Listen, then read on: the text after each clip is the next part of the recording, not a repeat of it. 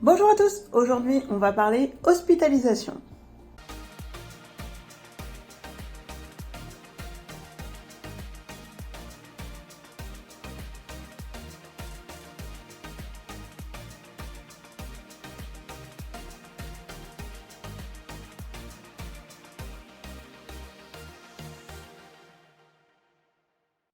Et oui, un lapin peut être hospitalisé.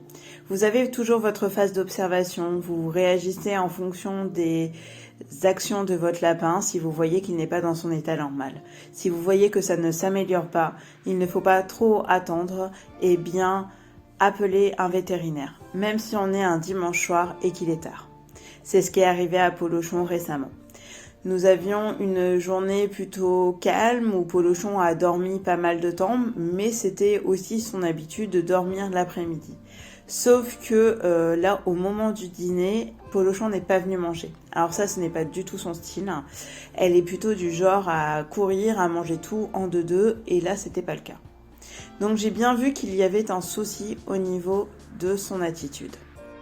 Du coup, j'ai réagi en conséquence. J'ai vérifié ses crottes. Effectivement, il n'y en avait pas beaucoup. J'avais changé en plus de litière le matin.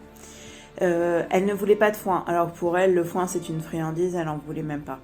J'ai même tenté ses friandises préférées, les racines de pissenlit et son petit bonbon que j'appelle un bonbon qui est à la papaye pour son système digestif. Ça, elle adore ça aussi. Et là, elle ne voulait pas. Donc je savais qu'il y avait un souci. Donc j'ai tout de suite commencé par le gavage.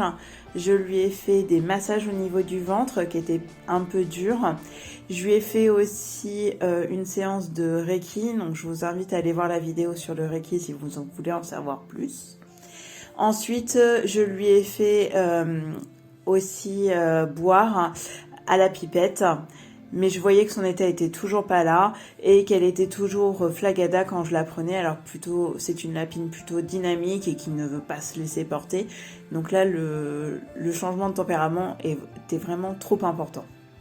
Donc du coup, qu'est-ce que j'ai fait? J'ai appelé son vétérinaire habituel. Je savais que de toute façon, il n'était pas disponible. On était dimanche soir, il était 21h. C'était pas possible. Mais il donnait un numéro d'urgence qui est en fait une cellule qui permet de rediriger vers les urgences vétérinaires.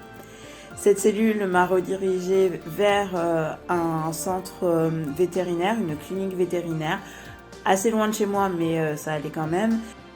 Il faut savoir que quand vous y allez comme ça, en tout cas dans cette clinique, c'est que le lapin est pris en charge tout de suite, c'est nickel, c'est super, c'est bien. Mais vous vous retrouvez seul en fait dans la clinique et du coup c'est quand même vachement angoissant.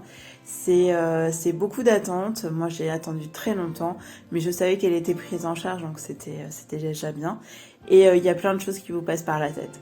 Ce qu'il faut c'est rester calme parce que si après vous voyez votre lapin, il faut rester dans de bonnes conditions pour ne pas lui transmettre votre stress.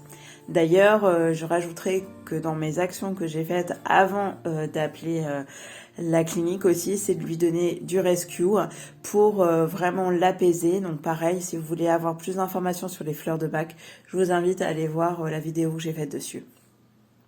Ainsi s'achève la première partie sur l'hospitalisation en urgence. Nous, on se retrouve bientôt pour la suite.